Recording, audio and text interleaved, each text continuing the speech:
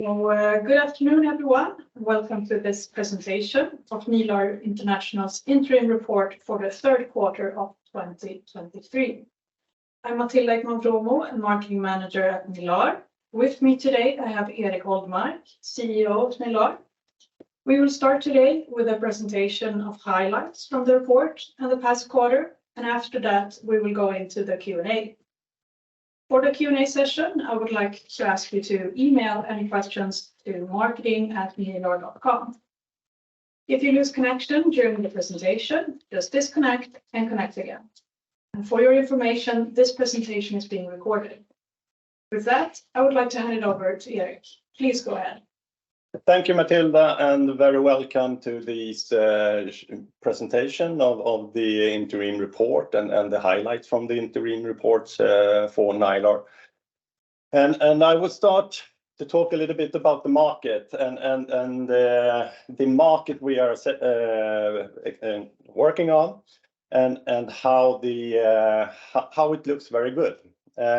We are part of, and we can differentiate ourselves being a European provider, a European producer in a market that is more and more defined by Asian suppliers. And this is a stronghold for Nilar going forward, having a unique European development and a production here in Europe. Another part that is becoming more and more important is the ability to actually work with a sustainable solution and the circularity, which is unique in the Nilar battery, which also is more and more requested in our discussions with customers and potential system integrators moving forward. And as you know, and I hope you have read up on this, our ability to actually reuse the majority of our active material over and over again puts us in a unique position amongst the battery producers in the world. And thirdly, I would like to emphasize the importance of the safety aspects. We are driving the safety and the sustainability aspects as two main uniqueness with the Nilar battery technology. And the safety discussion is coming up in more and more of these various discussions. There are some regulatory discussions around the ability to actually build in EES solutions in properties and so forth. And we see a very strong discussions ongoing, especially together with insurance company, among others, within the European community. I will give a little bit of, even though we see, and as you can see here as well, we're also expecting a tremendous growth in the market. But I will highlight that we for the time being, we see in a little bit of a slowdown in the Swedish market, driven by a couple of things. Firstly, we have lower electricity prices compared to the last 2 years during the autumn of 2023, and that's very much due to a very wet summer and a production of electricity that is actually significantly lower compared to the last 2 years. That, in combination with a weak Swedish currency, as well as with increased interest rates, have put a little bit of a pause on the deployment of EES solutions in the Swedish market. But it's not something that we see in the European market, which has a completely different logic in their electricity, both production and distribution, which puts the demand of EES solutions on a very favorable place. One of the big highlights for our third quarter is, of course, that we have launched the next generation, the REOX 2 batteries.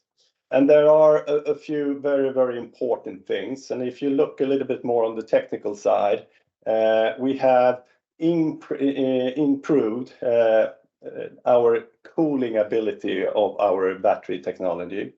And for you who are deeply interested into battery technology, you know that the heat and the warmth in the batteries when you're cycling is one of the reasons you are actually affecting the longevity and the lifespan of a battery, and that goes for any battery. And with improved cooling technology, we have significantly improved the performance of the battery, which is great. So we're talking both of the amount of cycles, but also the ability to improve C rates, i.e. the pace in which we can charge and discharge our battery. And thirdly, you can actually see a picture of the Reox 2 battery on the slide here. And what we have done is that we have integrated the cooling into the battery cell in itself. And that also simplifies the integration of our battery technology into an EES solution, which is also a great step for us, making it easier and defining additional sales channel for us moving forward. Another very important thing is that the launch of the Reox 2, which we actually promised in Q1 2024, and it's already happening, is that it fulfills the order we have with Inditech, which is a great step. I will come back to that. And by that, I will actually move down to talking about a little bit about the Inditech order. We have, together with Inditech, SRP Sud and Eniky, developed a great solution that we press released late last week, where we will be targeting the C&I market with a slightly larger system than previously. And that opens up for a very, very interesting market for us at Nilar. Inditech is a partner since many years, and we have together now deployed and now also launched this solution. And the target market segment for Inditech will be in the range of 50 to 500 kilowatt hours. And that is important because it allows us to actually targeting and basically the sweet spot of our strategy going forward, which is a great opportunity.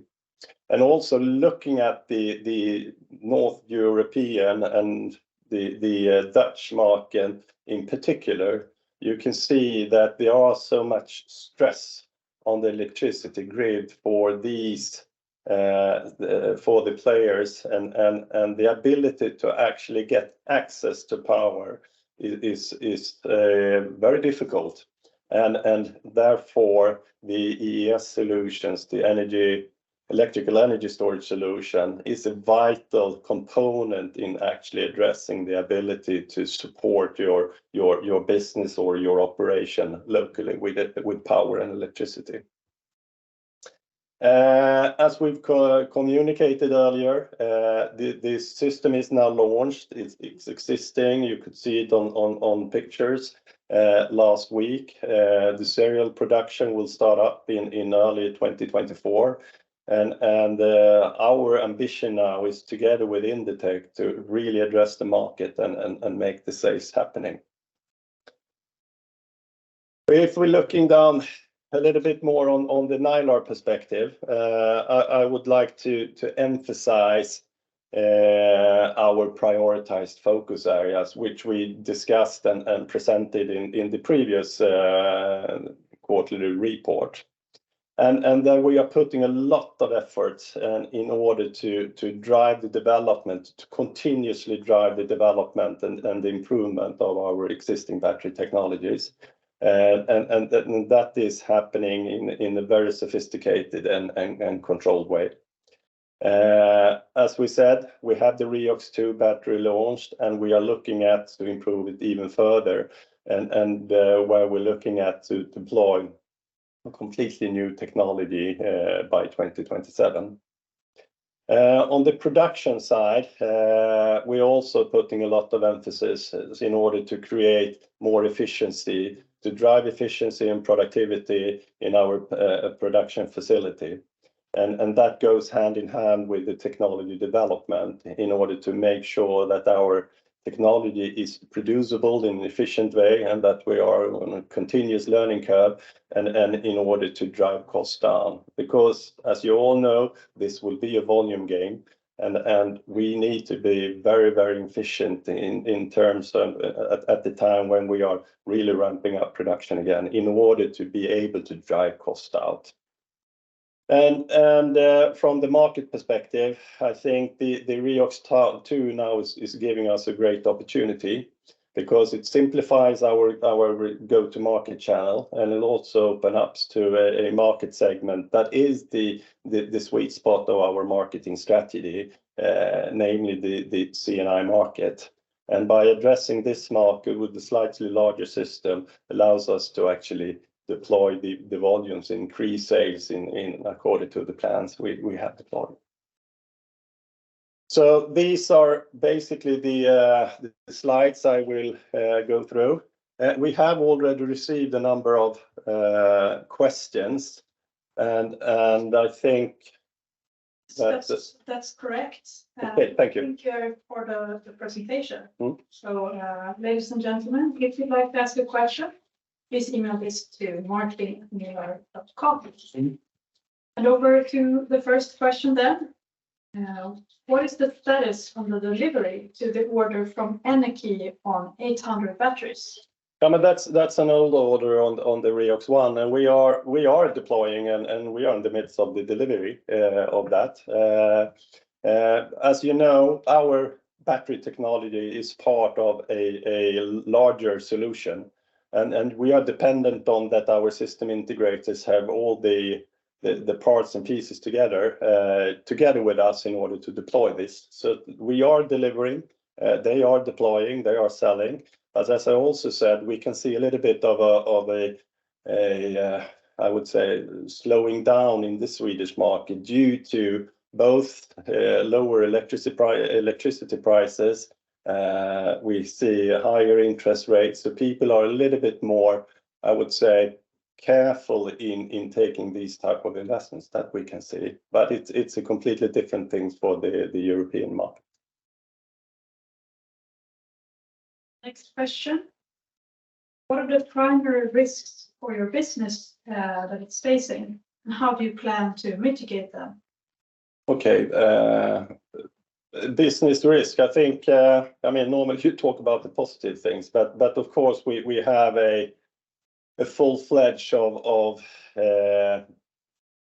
work done according to look into and addressing possible risks. First of all, I would say product performance is of an essence for us. I think, as we have learned over the years, I think it's extremely important that you are trusting and you're having a technology that is meeting the market requirements. And we have put a lot of emphasis over the last, I would say, 24 months in order to define a very, very well-defined roadmap with very clear defined toll gates in order to incrementally improve our technology, both so that we are meeting market requirements, but also increasing the performance of the battery. So I think keeping a very, very tight ship around the product development and how you are securing that the product is meeting market requirements would be one. Second thing is, of course, our ability to make a profit. That we are doing because we know we have a unique technology, so that we have to be very surgical in our go-to-market approach, making sure that we can get the premium for the technology as we have some uniqueness in our technology. So and at the same time, we have to make sure that we are doing whatever we can to take the cost down, both on the product and the bill of material, as well in our production, in order to drive profitability. And secondly, as we are still dependent on our investors, I would say, our ability to finance the company. And there, you know, we are working diligently together with our board of directors in order to secure financing going forward. Okay. Thank you. And the next one here. How does the new product differentiate itself from existing solutions for competitors? Okay. I mean, I would look at our the Reox 2 as being a true enhancement of what we already have. How we are differentiating ourselves is because we are different.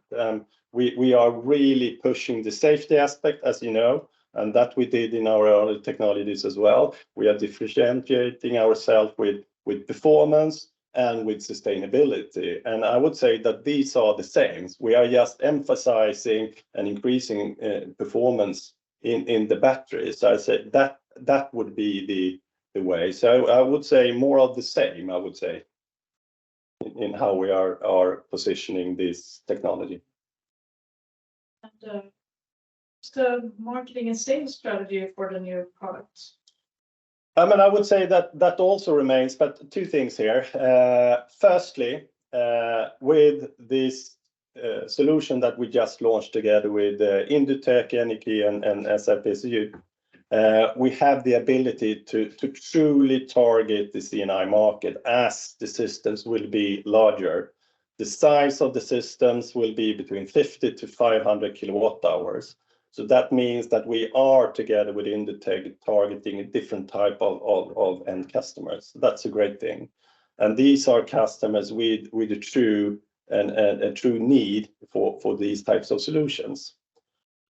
Secondly, I think what's extremely important is as we have moved some of the difficulties in integrating our solution from the system integrators back into our battery technology, and as it simplifies the way we are working together with our end customer, our system integrators, I would say is to find more system integrators is of absolute essence for us in order to build up multiple channels in order that can take our battery technology out in the market.